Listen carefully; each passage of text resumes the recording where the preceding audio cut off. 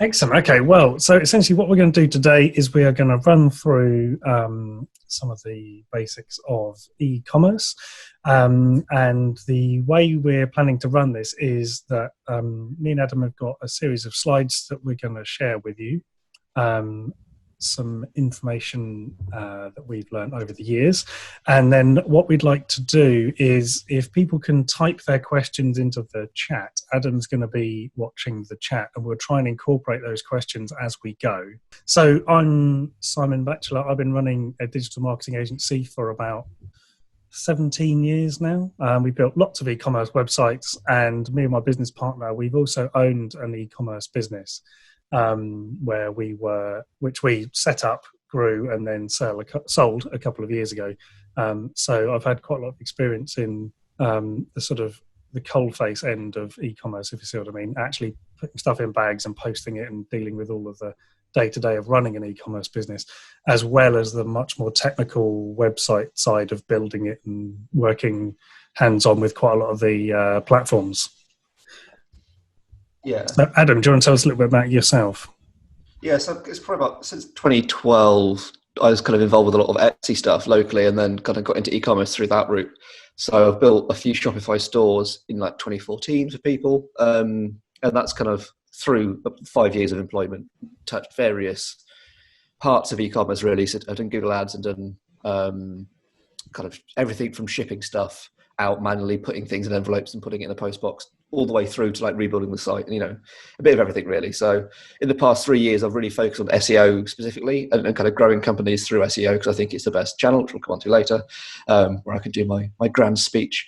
But it's essentially just trying to, I've always worked for small companies and I've always worked historically in-house until I kind of on freelance recently. So I think there's a lot of small bits of information there that people don't always get, and we wanted to kind of do this to bring it all together and kind of do one very top level, very quick just bundle of information that I think is going to be hopefully useful and practical more than anything else. Because I don't know about you guys, but when I've been reading a lot of stuff online, it all tends to be very theoretical and very, it's great if you've got loads of money and you've got a couple of million quid to start an e-commerce store with, but in terms of actually starting it from the ground up as a small business owner, there's not been that kind of much information out there, which we're hoping to try and address today.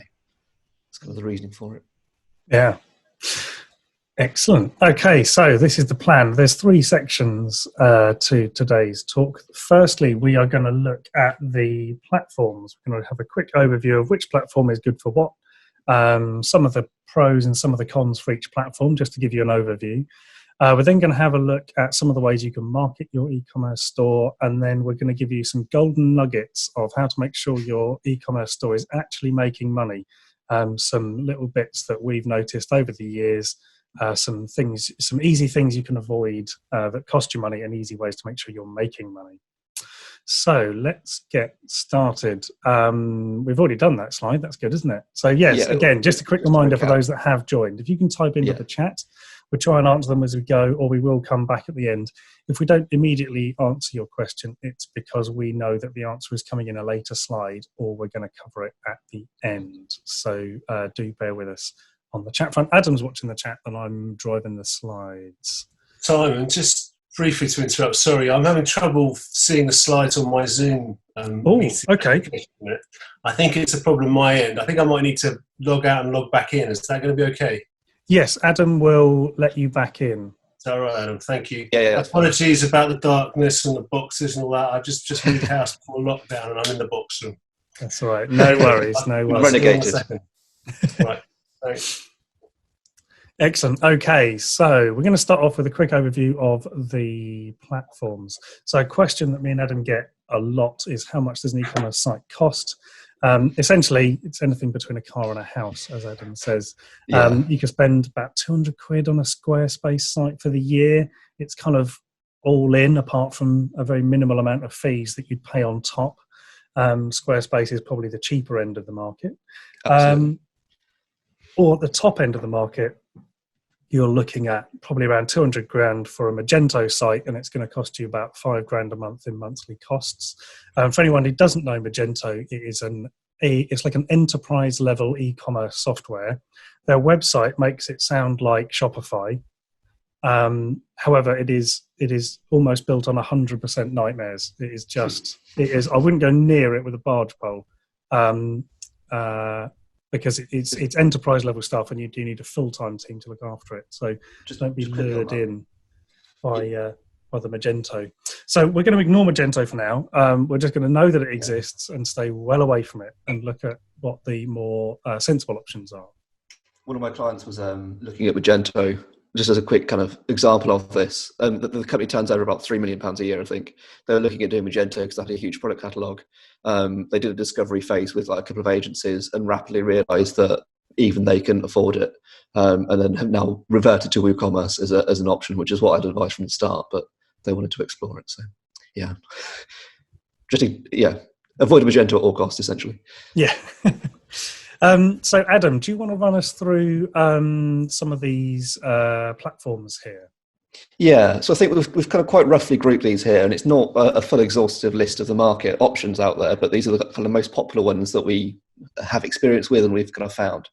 Squarespace and Wix, you can kind of build it for less than £1,000. Monthly costs start probably from £10-15 up to maybe like top 30 or so, depending on the packages. And they're really good for very specific use cases. So if you've got a small product catalog, so as an example, if you're a potter or something like that, and you're selling locally to a few people and you've only got 10 products, it will really do the job quite easily for you, and is a great way and a great place for you to start and kind of learn all the different elements to it and get started. So it's really easy to use. It's very easy to set up and kind of DIY and do it yourself. And they're normally quite well designed, especially with Squarespace. I really like that their templates somehow manage to be unique, but also very generic in the fact that you can just pick them off the shelf and then change a few colors and it looks quite good. And they all have basic payment built in. So I think, Simon, you were saying most of them use Stripe. Yeah, pretty much everyone uses Stripe now. And probably PayPal as well, so you don't have to kind of faff around too much. Yeah. But the difficulty comes with they do have very limited functionality, and especially from a marketing point of view. So if you're looking at doing Facebook ads or Google ads or any kind of marketing where you want to track the income, they're not that well set up for that. It's quite limited in what you can do there. And also you don't own the platform or the website. It's all on Squarespace or on Wix. So you have to sacrifice in there in terms of what you can actually do and achieve with it. Yes. Shopify is probably the most well-known e-commerce platform. I think their market share went up like 50% or something in the past few weeks, just because of all the everyone rushing to it. It costs between, I'd say, £1,000 and £10,000 as a rough ballpark figure, depending on kind of what functionality you want there. It is possible to do it yourself and kind of set up, but it might be best to kind of get a developer involved if you're wanting a slightly more bespoke store. Monthly costs, they start at £30, but I'd ignore that package and go straight for the middle tier, which is about £80 a month, plus I think a 1% transaction fee if you're using Shopify payments. And I think then they've got the top end one is about £350, which is like suddenly all the bells and whistles, and it makes sense if you're suddenly doing a lot more orders, but I won't go into that too much. Product wise, it's great for between 20 and 1,000 products. So for most e-commerce stores, it's really good at handling that. It's very easy to use from an admin point of view. So you can, basically get your teenagers to run it for you without it being too complicated. It's in terms of like processing orders, shipping orders, sending out email alerts, sending out tracking information. It's all kind of very intuitive and built in. So it's really nice to use. It does remove a lot of headaches, and it is very hard to break. Famous last words, but I think unless you're really going in and editing stuff that you shouldn't be, then they built it so that you can't really break it that easily. And it also has an integrated point of sale system, which I think is an extra kind of £30 a month or something, is an extra cost on top. But it doesn't mean that if you're running either a retail unit or even if you're doing craft fairs or something like that, it can all plug in, and then the products that are on the website can go through your till system, and it all synchronizes, and you can get barcodes and sync it all up. So it makes it really, as a one-stop solution, it's great in that sense. There are a few downsides of it in the fact that you can only have 3 variants per product. So that might be like size, color, weight. That I'd say for most people, that's not normally an issue. It's normally for established businesses that might have slightly more complex products. So I'm thinking like a furniture company might have, what's the word? Like, I don't know, like shelving, for example, it might have height, width, depth, and then like color type or finish or something like that, where you quite easily get 5 different variants there, which you can't handle.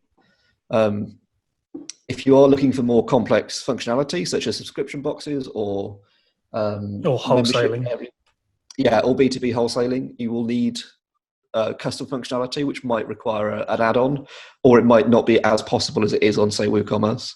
The themes can be a bit generic, so when you're starting up, it's quite easy for me to look at themes and kind of guess what they are. So you do need to do a bit more customization with colors and stuff. And again, you don't own the platform website. Very quickly, we've had a question come in asking if it's relevant to online courses and classes. I would say Squarespace and Wix you might be able to do online classes and courses with. Shopify I wouldn't. It's not really set up for it. I think there are probably apps out there that do it as like an upsell if you've got an existing e-commerce site. Like if you were doing a dedicated online courses kind of e-commerce business, then there's probably better alternatives out there, such as like Teachable or Mighty Networks. Yeah, Mighty Networks. The other thing is you can do it through WooCommerce. You can use Paid Content Pro and LearnDash. Yeah. Are they like plugins that go into... Yeah. They're all paid, but they would sit on top of WooCommerce. Yeah. What were these names again, Simon? For online courses, you can use Paid Content Pro combined with LearnDash in WooCommerce. And Teachable and... Mighty Networks is another good one for selling. It's quite expensive, but it takes the headache away from building it. Yeah. So shall I quickly run through the WooCommerce, Adam? Yeah, please do, because you've got more experience than I have. So WooCommerce, essentially, I would say if you're having a WooCommerce store built, you're looking at probably around £10,000 is a good budget.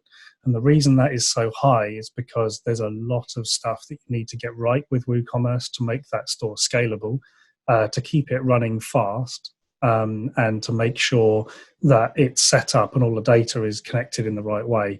It says it does a lot out of the box, which it certainly does, but a lot of the time and effort in building a WooCommerce store is actually designing and fitting the business model into WooCommerce. Because WooCommerce can do pretty much everything. You need to make sure that you're handling it in the right way and making that customer journey nice and easy, which does take some work and it does need a developer to do properly. Monthly, you're probably looking at £100 to £300, and then you're probably looking at £200 to £300 a year of plugin costs. Products is 20 to 1,000. That's the same as Shopify, and the reason we're capping this at around 1,000 is because when you get to about 1,000 products, you're probably going to want to look at using a warehousing company and actually just subbing out most of that delivery anyway. Because above 1,000 products, you're going to need stock management, you're going to need barcodes, you're going to need a whole team of people looking after it at that scale. Then you really do need to be looking at a more pro level of e-commerce. So I would say, anything up to maybe 500, 600 products is perfectly manageable with one person. We used to have a stock of 500 different products on our store, and it was just me and one other person who ran that store. It's perfectly manageable. So WooCommerce is super flex. Sorry. So I've had a question come in from Sophie. Okay.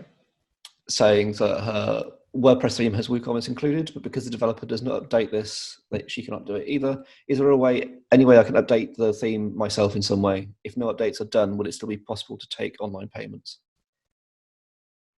You do need to keep WooCommerce and the theme up to date. Because WooCommerce talks to the payment gateway, and if you don't update WooCommerce, it will stop talking to the payment gateway. I can take a look at that with you, Sophie, because I have had a quick look at your site already, so I can let's look at that separately, because I think there's a bit more of a conversation to be had there around how they're linked, which is maybe a bit too in depth for this session. I think this brings us on to the reasons of the ease of use. And it yes, here we go. Than the other two. Yes, exactly. Yeah. So complex payment membership you can do all that, but it is complex. So again, that's why there is the high price tag, because to get someone who knows how this works, they need to have set up many of these stores before. It's a very steep learning curve to do it yourself. I wouldn't recommend it.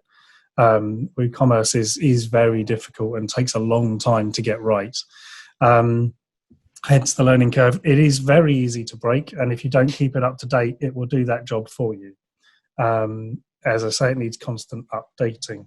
So that's the kind of overview of the platforms. So what we'll do now, I think, is move on to the next bit, which is processing fees, because this is the same for all platforms. Yeah. So every payment provider charges a fee. That's just the way it works. That's how they make their money. That fee goes towards giving people refunds and mostly marketing, to be honest, and the enormous amounts of profit they make. But the transaction fee goes to someone like MasterCard or Visa, and then the payment gateway fees, that could be Stripe or Barclaycard or EPDQ, all these different companies, that's where they make their profit. So essentially you need to pick a provider that's going to be simple to use. What I wanted to kind of emphasize here is that when I've spoken to people before as kind of business owners, it's quite easy to get caught up with processing fees and thinking that spending a lot of time trying to get the best deal is worthwhile. That is true if you're doing volume, but if you're just starting out, then if you're spending more than an hour even thinking about different processing fees, it's not worth it in terms of your monthly revenue or in terms of your kind of yearly revenue. So that's what kind of this examples here is, even on a £20 product and quite high transaction fees like with Shopify or Stripe kind of combined, and the payment gateway fee, you're talking 60p. So unless you're doing 200 orders a month, then it's not really worth your time to start looking at different payment gateways or whatever. Yeah. And I think also the other thing that payment gateways never talk about and never want to discuss is their support. So, for example, someone like SagePay or WorldPay or EPDQ, HSBC, they basically have no support. There isn't anyone you can talk to if your website stops working with it, because they probably only got one or two developers and you can't talk to them. So if SagePay breaks because they've changed something and they don't tell you about it, you need a developer to try and work around that. Mm-hmm. So I would say if you're going to use anything, use Stripe. And if you're using anything other than Stripe, be prepared for a very sudden nightmare to occur. We had SagePay change their API just one day, just decided they were no longer going to accept the code we were using to send payments. Didn't tell anybody, just broke the whole website. So luckily, we're a web development firm, so we were able to get a developer to be able to fix that. But if you don't have access to a developer and that takes 2 or 3 days to fix, then you could be losing money rapidly. Stripe, on the other hand, are probably one of the best because they're built by developers, essentially. That's where they came from, and they've essentially monopolized the market. But they tie in with pretty much everything. So I would just say use Stripe unless you, I don't know, own shares in another one or have to use it. But even if you've got an in-store terminal, I would use that in-store and just use Stripe online. Yeah. So with platforms, I think the key takeaways here are don't overcomplicate things. Don't try and be Amazon. Don't try and be, ASOS. Don't offer all the things they're offering. Just keep things really simple when you start. At the minimum you need to start making sales and then build it up. So if you've got one product you can put on a web page and take sales, then get that up and running and then add from there. Don't think you've got to launch your entire catalog or get your entire business model online unless it's necessary, but you need to get the minimum you can afford to up and running to take sales. And like I just said, what can appear to be simple can often be incredibly complicated. So do like just saying, oh yeah, we're going to offer wholesale accounts. It's like, that's an enormous thing. That's really difficult. And it takes a lot of thinking about, and it's an entirely separate business model. So don't just think, oh, well, I've seen this on another website, so I'm going to do it. You need to actually put some time in to work out how complicated it is to implement and also whether you can afford to implement it. And the key to that is, can you maintain it? And how are you going to fix it if it breaks? Do you have to fix it? Does someone else have to fix it? So that's potentially an advantage of something like Shopify, because if you buy a wholesale plugin, that's just going to be attached to Shopify and then it's someone else's responsibility to keep that running. Whereas if you have a plugin on WordPress that you're running through WooCommerce, that's your responsibility to keep that running. So you need to work out where your costs lie and who's responsible for doing what. Adam, do you want to talk us through adding products? Yeah, so I think when you're kind of getting set up, there's two kind of clear ways where you can add products to the store. Most platforms will offer some kind of CSV import. So that's great if you're coming from another platform, or if you've got a list of products from, like, I don't know, if you've been selling on eBay or Amazon or something like that, maybe you would have it. But quite often when you're starting out, I'd recommend just doing it manually. It will take more time, but also it probably will take less time overall, because normally with CSV imports, something somewhere will go wrong. And unless you kind of are really au fait with it, then it will take you more time to try and work out why it's broken. So I think adding it manually is kind of the simplest and can be done. It's kind of not fun, but it is the easiest way to do it, and to kind of get an understanding of your store and how it works. And then it gives you later down the line more understanding of how you can start organizing your products as well. So if you know how you set up the vendors and the product types and the tags, then you can start being more flexible with collections or with kind of certain blog posts, etc., later down the line, compared to if you have just imported it as one big dump of information. Very quickly as well, when you are creating new products, size and weight are essential. Especially with Shopify, there is a weight kind of default box that you need to fill in, and that's purely because then it will help inform your shipping fees and your delivery fees. The shipping box sizes, I think, is more of a WooCommerce thing. It's not there as default on Shopify, but Shopify tends to be weight-based rather than size-based. But well, I think what I was thinking is you need to consider that there are two sizes. There's the actual physical product size, which is what the customer is going to end up with. So if they're trying to work out whether it's going to fit on their table or fit in a drawer, they need to know what the product size is. But if you're thinking about shipping, you need to know what the shipping box size is, because that's what you're paying to ship. Mm-hmm. So when you're working out how many boxes you can get in a box or how many boxes you can get on a pallet, unless you know how big and heavy the shipping box is, it makes shipping very complicated. So shipping is probably one of the hardest bits to get right on e-commerce. And that's why if you've got all the data in your website, you can start to make informed decisions, but also you can start to see how it's going to work and how you can make money with it, or how you can stop losing money with it, which is what a lot of people struggle with. Which brings us neatly onto delivery. We have had a question come in quickly with just about jewellery. Sure. Because it's quite light, so the product weight might not be quite as applicable there. But I still recommend putting it in, because there might be a point where you say, well, not necessarily from a weight point of view, but if someone's ordering, say, a kilo of jewellery, 5 things of 200 grams, that is probably going to want to be sent by a special delivery courier due to the value of the products. And therefore the weight is what is defining the value of the order, and that's what you want to then define your delivery. I think with something very light, though, you might just want to go with the value, as you say, because weight isn't necessarily a problem. When we were running a store, we had the opposite problem. What we were selling was very small chunks of metal that got bolted onto boats. So they were quite bulky and really heavy, which is the worst thing to try and ship. Hence why we ended up selling the business, because it was a pain. But the thing is as Adam said, free delivery is the easiest option. It's the easiest for the customer to understand, and it's the easiest for you to implement. However, it is the quickest way to lose all of your profit margin if someone doesn't have a high enough basket value. So you might want to look at setting a minimum order value to check out. And also you just want to work out whether you need to offer free delivery in order to win the business. On something light like jewellery, I would say absolutely, because it's going to cost you a few pounds and it's very rarely going to go over. If you're shipping something big or something heavy, then it's going to be a very different proposition, because adding one thing to a basket can triple or quadruple your shipping. So you need to be quite careful there.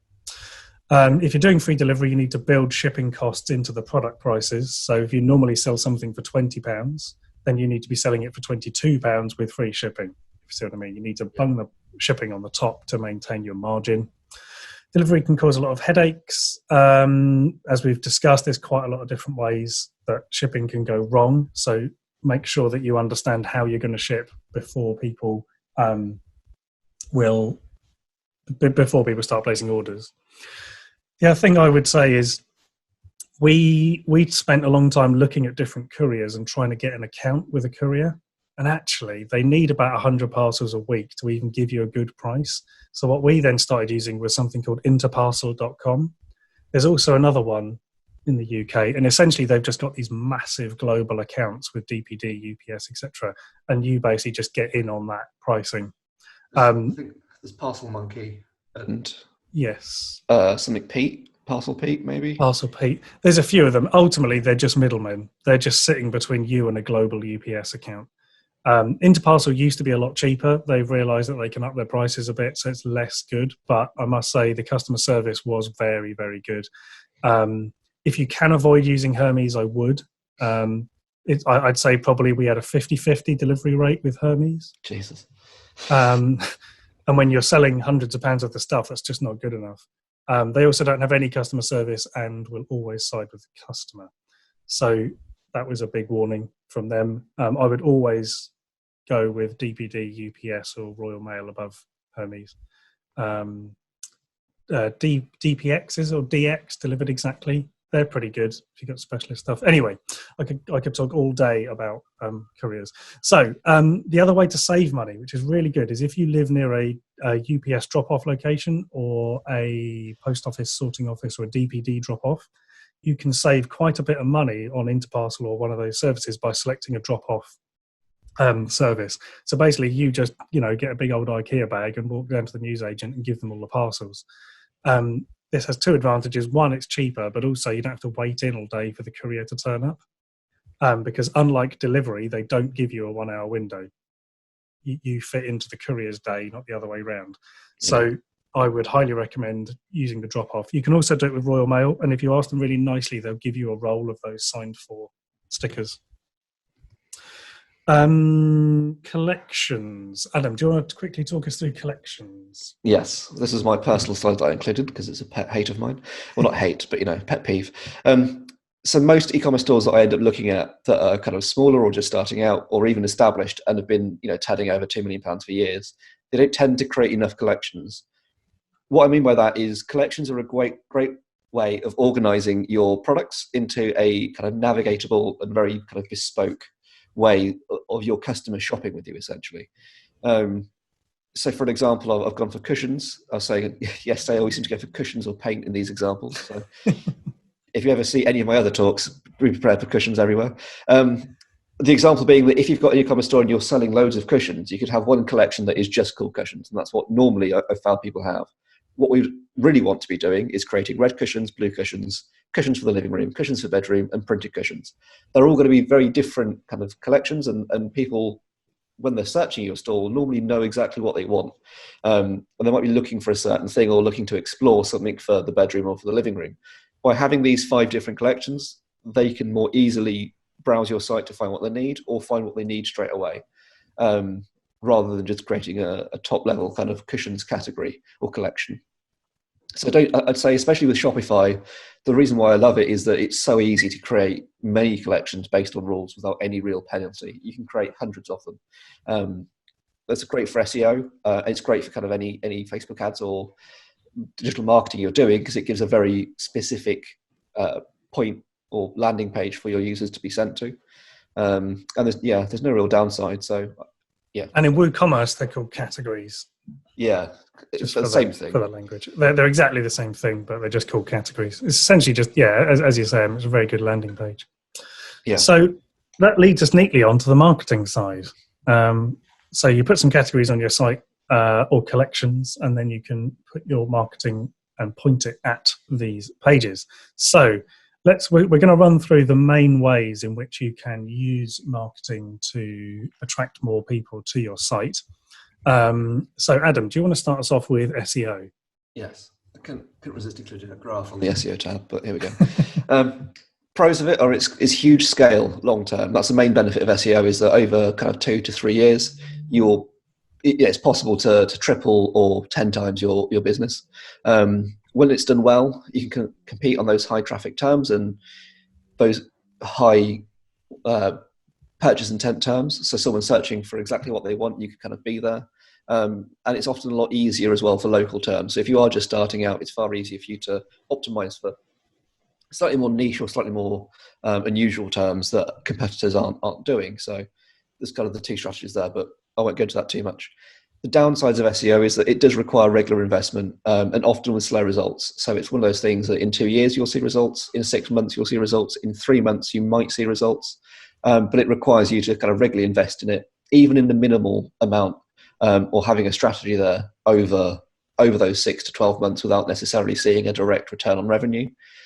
And those results do tend to surge rather than be directly controllable. So an example at the bottom here I've put in is kind of over, and this is one of my clients that I work with. In month 1 of working with them, they had about 950 visitors a month. We did some very quick kind of on-site wins. Within month 3, we doubled that to 1,800. But then we kind of, through constant just improvements, the return on investment on a month-by-month basis started kind of increasing.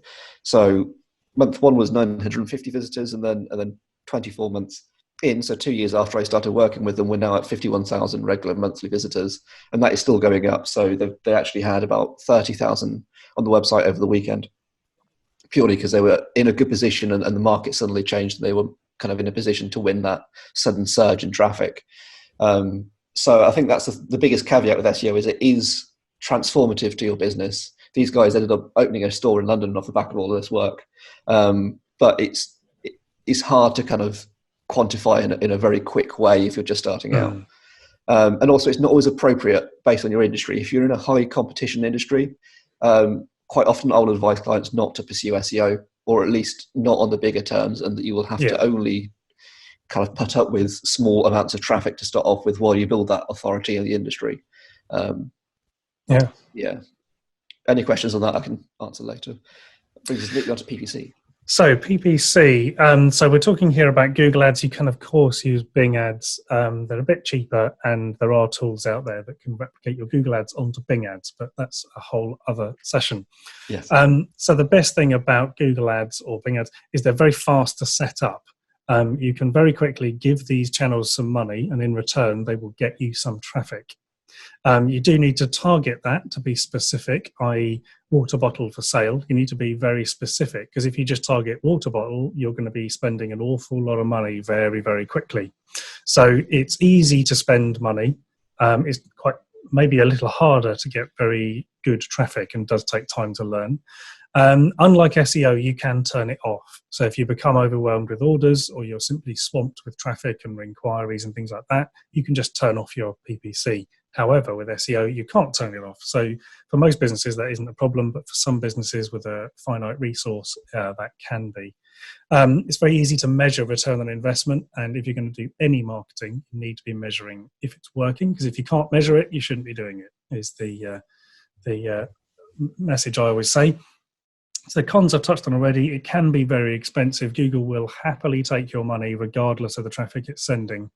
So you need to be making sure that you're in control of what is happening. I would avoid, if you can, using Google Ads Express. That's a very quick way of spending lots of money. And I would avoid talking to Google about how to optimize your campaign, because they are looking after their bank balance, not yours. They're paid a bonus to get you to spend as much money as possible, regardless of whether it's actually delivering results. And remember, when I said if you can't measure it, you shouldn't be spending money on it, that is exactly where you should be. If you can't prove that the money you're spending on PPC is generating you sales or getting you more business, then just turn it off and walk away from it. Try something else. Google Shopping Ads can be very complicated to set up. Now, me and Adam do a podcast, which we'll do a shameless plug for later. But we'll send a link out to that to explain all about shopping ads and Google Ads, because that is a whole other conversation. So we'll send you more information on that. In order to make Google Ads and shopping ads work properly, you really do need to understand your profit margins and your cost of goods sold. That's what COGS is. If you understand your numbers, Google Ads can be very powerful, because you can really understand exactly how much profit you're making, how much you're spending, and you can tweak your ads for specific products, because you know they've got good margins and basket values and all of this. If you don't understand your numbers, I would shy away from Google Ads a little bit until you do, because to really get the most out of it, you need to know your numbers. And ultimately, if you're going to be spending hundreds of pounds a day or hundreds of pounds a week on Google Ads, you really do need someone who knows what they're doing to make sure that money is generating you a return on investment. Yeah. Here's a quick example of the types of Google ads, because this is often a very confusing one. So Google shopping ads. So for example, we've searched for Adam's famous red cushion.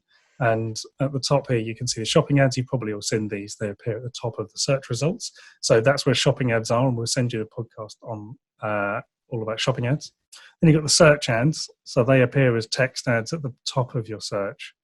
And then the other one is Google remarketing, which are those fun banner ads that follow you around the internet. Social advertising. So this is things like Facebook, Instagram, and Twitter. The social advertising, it is fast to launch and set up. Facebook make it incredibly easy. If you're using Wix, Shopify, or WooCommerce, you can get your products into Facebook in about 2 minutes. It's really, really quick. Doesn't take any time at all. So I would highly recommend giving that a go. It is at the moment a lot more cost effective than Google Ads or PPC.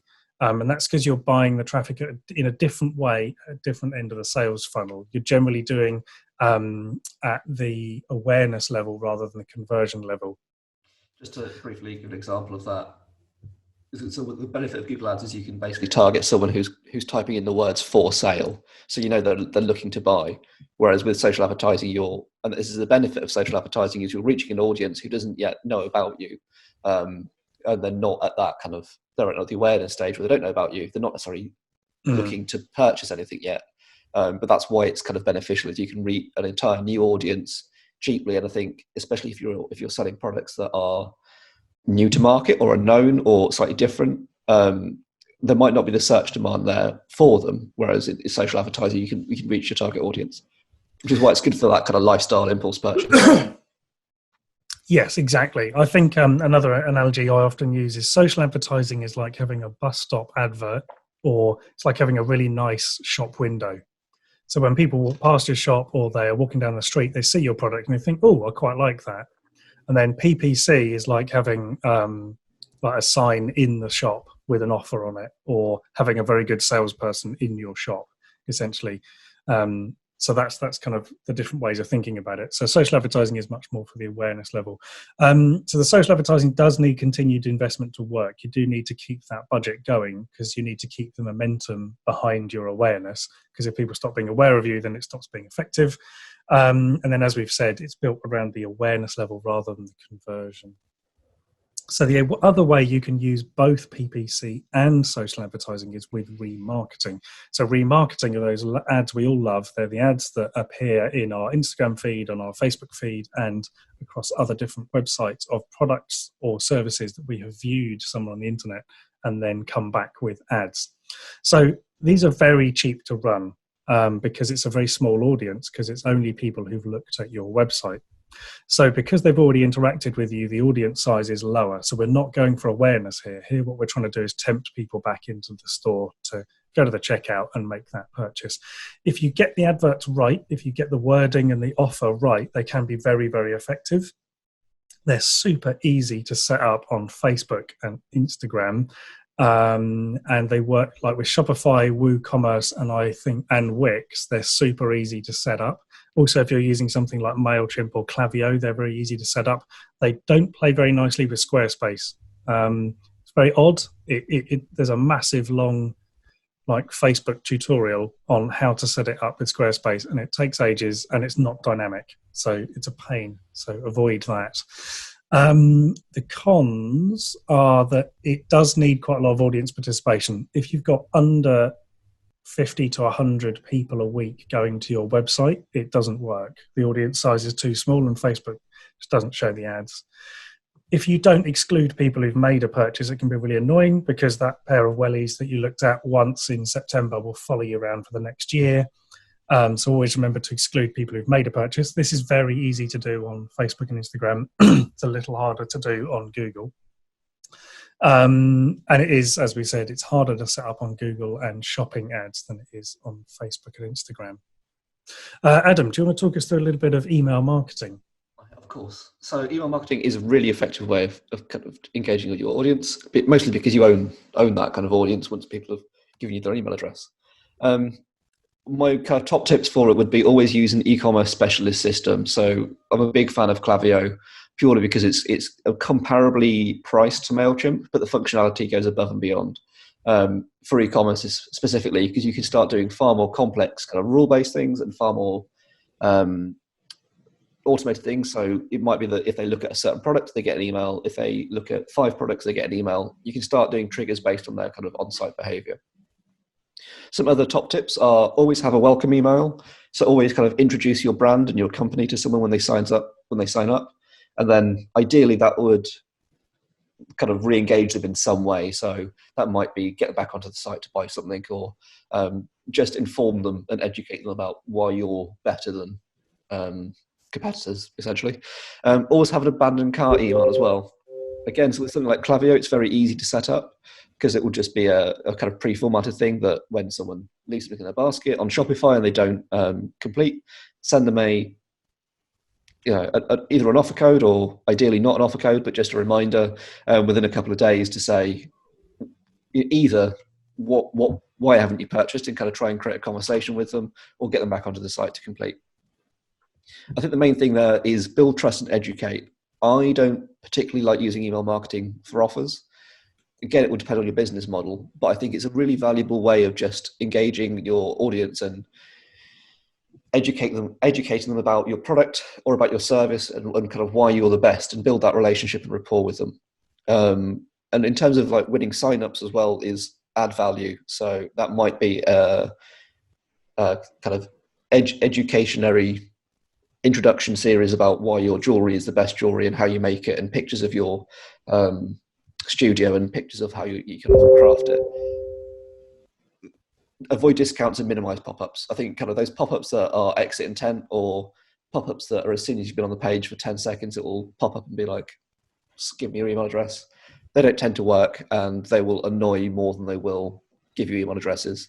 And I think the only time you can use the pop-ups is when you're actually giving them something. I'd say sign-up pop-ups are generally not very effective. Whereas if you were to say something like, would you like a guide on this, or would you like to know more about that, then that can work quite well. Exactly. Because I think, especially with the sign-ups, if you are leading with a discount, the people you're getting into your email lists are only those that will like discounts. So then it's, low value. We've got some questions come in quickly on this. So can you suggest how we could use MailChimp effectively to market our course? I think MailChimp is very good, and it does have a lot of automation features. I've not used them as much as Klaviyo.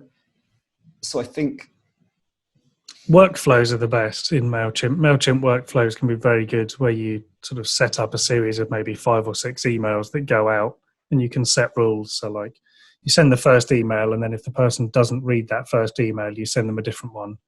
And then you can essentially educate people over a series of emails.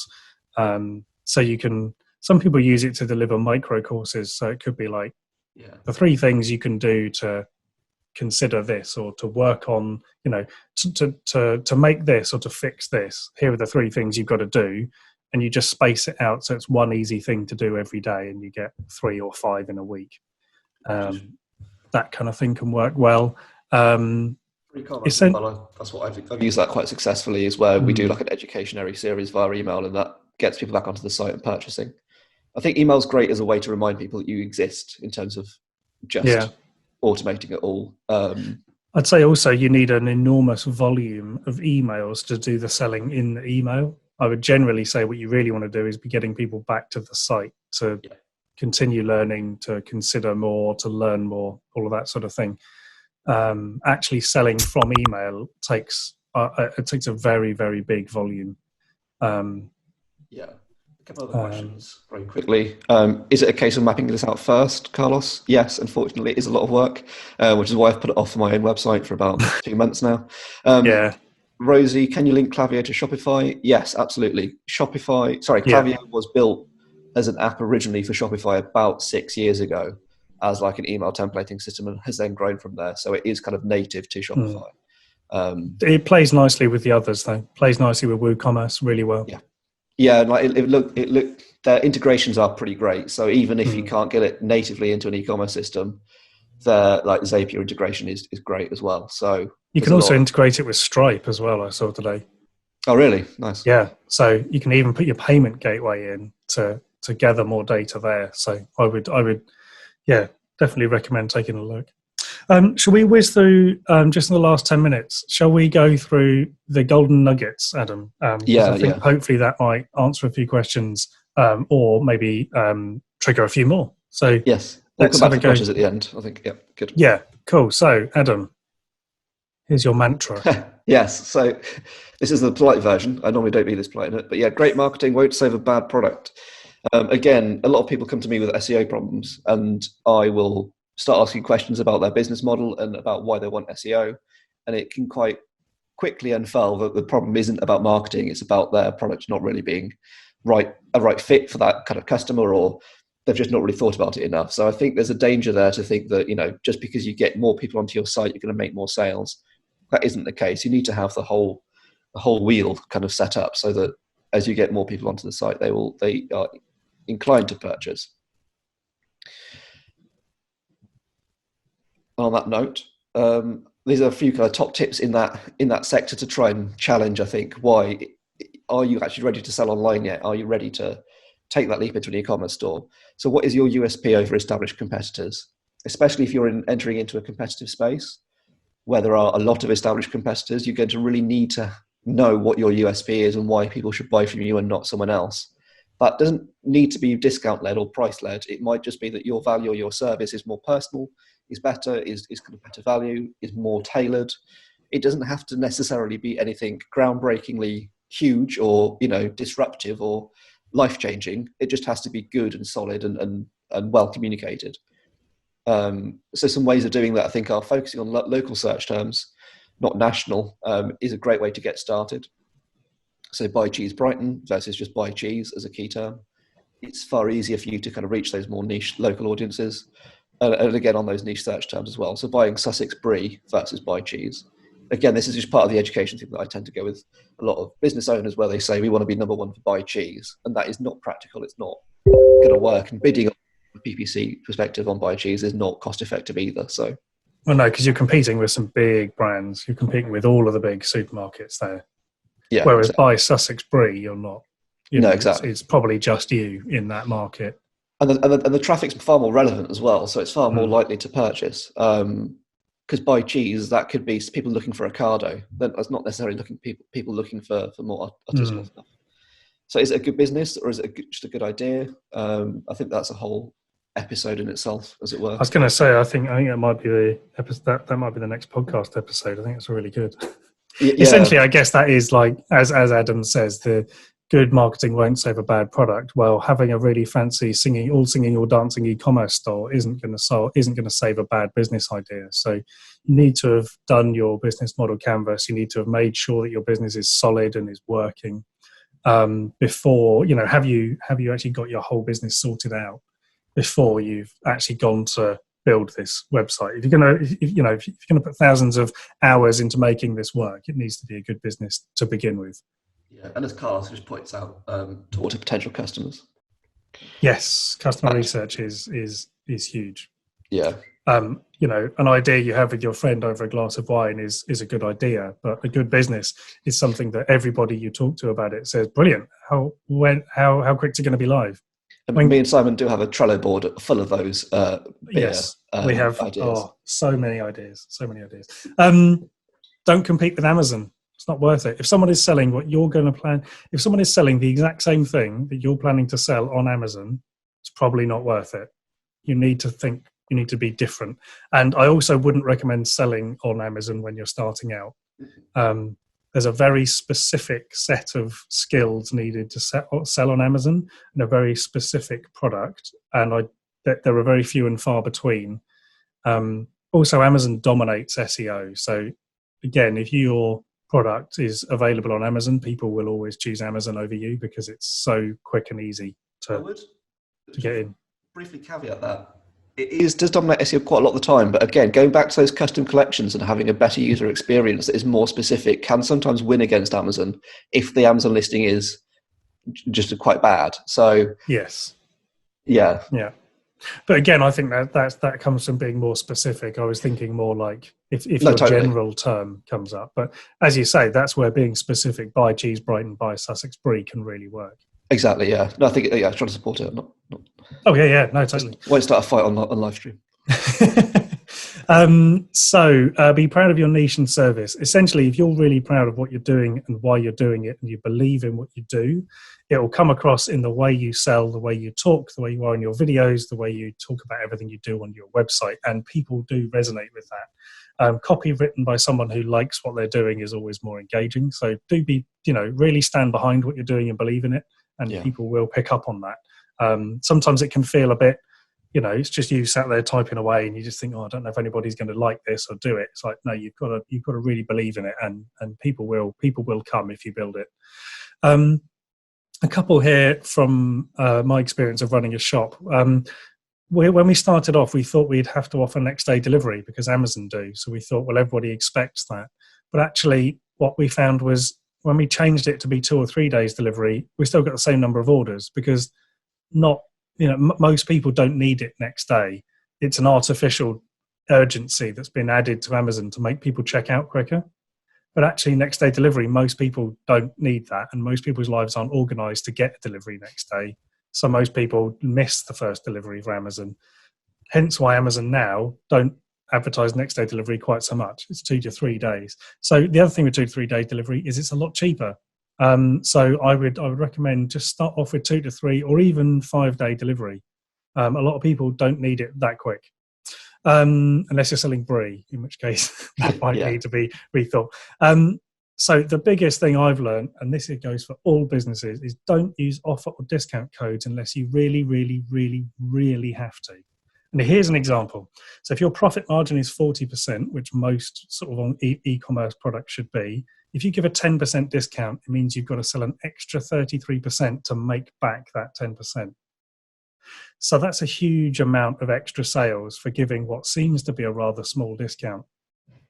I know a lot of people offer discounts, but ultimately discounts cost you way more than you think. And actually, when you start to do the maths, discounts are bad news. So this is a little bit of advice. If you're going to discount it, then put the price up first. So if you put the price up 10% and then bring it down 10%, then you're obviously not losing anything.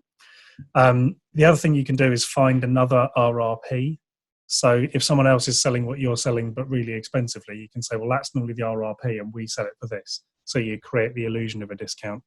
It's not strictly the practice we should be advising, but it is the practice that pretty much every single e-commerce store does. So make sure that ultimately, if you're going to use a discount, be aware that it's probably going to cost you 3 times as much as the discount. You need to increase your sales 3 times as much as the discount.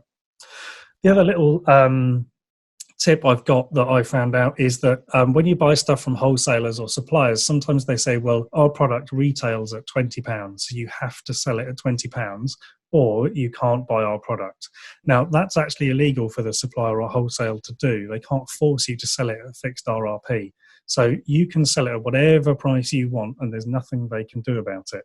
Some very well-documented court cases on this. So you are fairly well protected as a business there in challenging a supplier on forcing you to sell.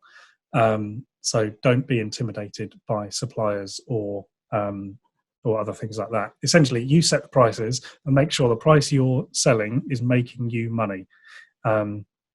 Essentially, it's all about convincing someone that the product you're selling is worth the value you're charging, because that ultimately is where you're going to win. Because if you can get people to pay at the price you want and you're making the money you want, then you're going to have a business that grows. If you're struggling to sell stuff and you're making, under 10% margin, that's a lot of work for very little return. So make sure you've got your margins sorted before you launch, essentially. Me and Adam run a hilariously titled podcast called Bastock and Bachelor, the Bullshit Busters. Each week we go through essentially a mini version of this where we discuss different things and talk about lots of different topics about advertising, marketing, and running a small business online. So do check that out. So in the follow-up email, we're going to send you a link to a Facebook ads course, which will help you get your Facebook ads up and running. We're going to send you links to Shopify and Klaviyo so you can check out more details about them. there'll be a shameless plug for our podcast. And I've also made a course called Make Your Offer Amazing, which is a free course. And it helps you think about what you're selling, why you're selling it, who you're selling it to, and why they should buy it. And we're also going to send you a link to Adam's SEO videos, which will give you more details on how to do amazing e-commerce SEO. And then, Adam, do you want to tell us about this offer here? Yes, if you're looking at kind of launching a site at the minute, I am putting together a package which is still not ready yet, sadly. Trying to get the details nailed down, but it's not quite there yet. Where it will essentially be a kind of a one-stop service. So if you need a site launched with kind of marketing support, etc., we can build that up or down as necessary. So if you are looking at launching soon, do get in touch with me, and I can send over those details once I've finally put the PDF together, which is still ongoing. And you'll have the email within the email that we're going to send. Excellent. Well, okay, we will... Success. Yes. Yeah, I hope everyone enjoyed it. We will send round the follow-up email coming up. And yeah, we're doing another one of these, I think. Probably next month we'll run the same similar session again. But yeah, do get in touch if you've got any more questions. And if you need to have any more follow-up with us, then yeah, our contact details will be on that email. Yeah, definitely. That's great. Thank you guys very much. That's all right. It's been no worries. Good See you all later. Good luck and goodbye. Cheers. Thanks. Bye.